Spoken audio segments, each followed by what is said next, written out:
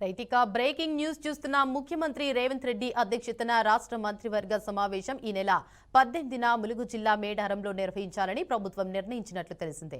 సమ్మక్క సారలమ్మ మేడారం మహాజాతర ఈ నెల 28న ప్రారంభం కానుండటంతో సాంప్రదాయానికి భిన్నంగా ఈసారి మేడారంలో కేబినెట్ భేటీ నిర్వహించనున్నట్లు సమాచారం.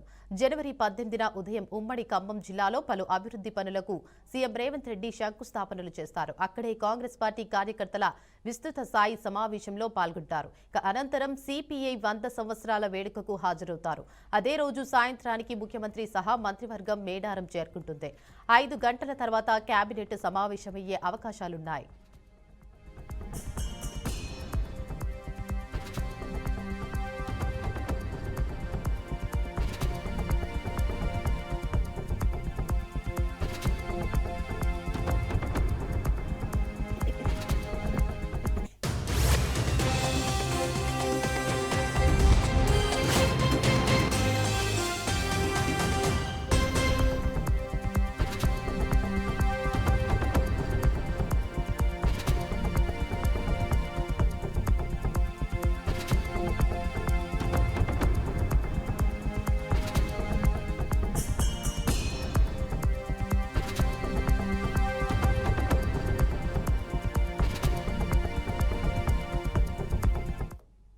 రైటిక బ్రేకింగ్ న్యూస్ చూస్తున్న ముఖ్యమంత్రి రేవంత్ రెడ్డి అధ్యక్షతన రాష్ట్ర మంత్రివర్గ సమావేశం ఈ నెల 18న ములుగు జిల్లా మేడారంలో నిర్వహించాలని ప్రభుత్వం నిర్ణయించినట్లు తెలిసిందే. సమ్మక్క సారలమ్మ మేడారం మహాజాతర ఈ నెల 28న ప్రారంభం కానుండటంతో సాంప్రదాయానికి భిన్నంగా ఈసారి మేడారంలో కేబినెట్ భేటీ నిర్వహించనున్నట్లు సమాచారం. జనవరి 18న ఉదయం ఉమ్మడి ఖమ్మం జిల్లాలో పలు అభివృద్ధి పనులకు సీఎం రేవంత్ రెడ్డి శంకుస్థాపనలు చేస్తారు. అక్కడే కాంగ్రెస్ పార్టీ కార్యకర్తల విస్తృత స్థాయి సమావేశంలో పాల్గొంటారు. అనంతరం సిపిఐ 100 సంవత్సరాల వేడుకకు హాజరవుతారు. అదే రోజు సాయంత్రం ముఖ్యమంత్రి సహా మంత్రివర్గం మేడారం చేరుకుంటుంది. 5 గంటల తర్వాత కేబినెట్ సమావేశమయ్యే అవకాశాలున్నాయి. ఇదే అంశంపై మరింత సమాచారాన్ని మా ప్రతినిధి రవీంద్ర అందిస్తారు. చెప్పండి రవీంద్ర, ఈ భేటీలో ఎవరెవరు హాజరయ్యే అవకాశాలున్నాయంటారు? దేవిక, ఏదైతే తెలంగాణ ముఖ్యమంత్రి మేడారంలో కేబినెట్ సమావేశం నిర్వహించడం అనేది చాలా అరుదైన అంశంగానే భావించవచ్చు. ఎందుకంటే ఎప్పుడైతే ప్రతిపక్షంలో ఉండి పాదయాత్ర మొదలు మేడారం సమ్మక్క సారలమ్మ ఆశీస్సులు తీసుకొని ఈశాన్యములైనటువంటి ఆ ప్రాంతం నుంచి మొదలుపెట్టి అక్కడి నుంచి ప్రారంభమైనటువంటి పాదయాత్రకు ప్రాముఖ్యత కలిగినటువంటి ప్రాముఖ్యత ఆయన యొక్క భావజాలం కనిపిస్తుంది.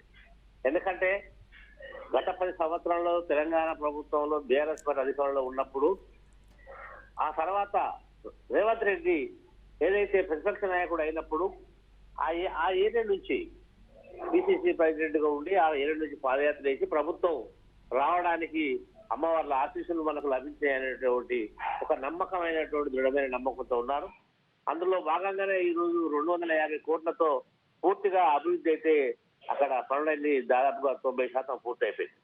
అయితే ఇప్పుడు ఏదైతే ఈ నెలలో రానున్నటువంటి మేడారం మహాజాతరకు ఆయనే 18వ తారీఖు వచ్చి అక్కడ కేబినెట్ అంతా తీసుకొని వచ్చి అంటే చేసిన పనులు కావచ్చు, తర్వాత ఉన్నతాధికారులు, తర్వాత మంత్రివర్గ సహచార బృందం అంతా కూడా మేడారంలో ఉండి అక్కడ ఆ పనులన్నీ కూడా పర్యవేక్షించి రేపు ఎక్కడైనా అంటే మన అభివృద్ధి కనపడినట్టుగా చూపించే విధంగా ఇది ఒక ప్లాన్ ఒకటి. తర్వాత అమ్మవార్ల దర్శనం, అదే విధిగా ఆ రాత్రంతా బస చేసి తెల్లారి ఉదయం 19వ తారీఖు ఉదయాన్నే అన్నింటినీ కూడా ఆ ఆలయాలన్నింటినీ కూడా ఇనాగ్రేషన్ చేసుకొని పబ్లిక్ ప్రజలకు అంకితం చేసే విధంగా ఒక రూట్ మ్యాప్ అయితే క్లియర్ చేసి రావడం జరిగింది.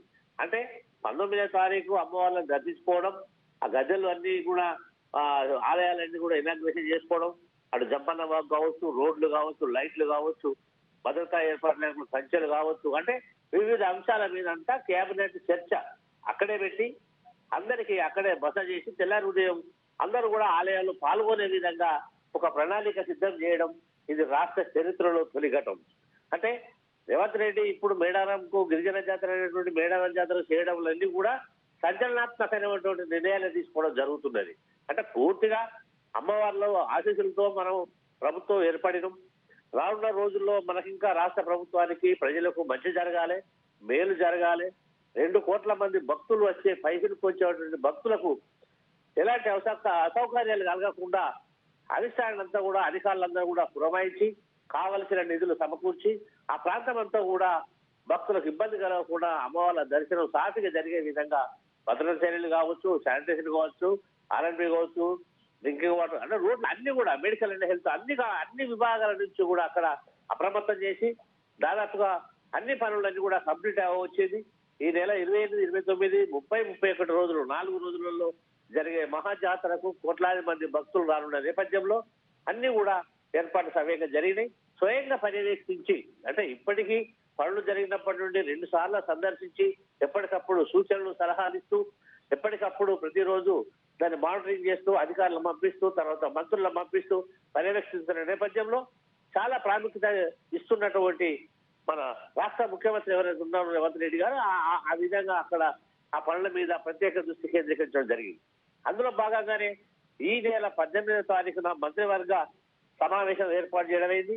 ఆ తర్వాత 19వ తారీఖు ఇనాగ్రేషన్ చేసి అక్కడి నుంచి ఖమ్మం సిపిఐ 100 ఏళ్ల యొక్క ఉత్సవాల్లో పాల్గొని అక్కడ వాళ్ళతో సందేశం ఇచ్చి అక్కడి నుంచి తిరిగి హైదరాబాద్ అయ్యి ఆ నుంచి దావోస్ వెళ్ళే అటువంటి ఏర్పాట్లలో అయితే వెళ్తున్నట్టు మనకు సమాచారం ఉన్నది.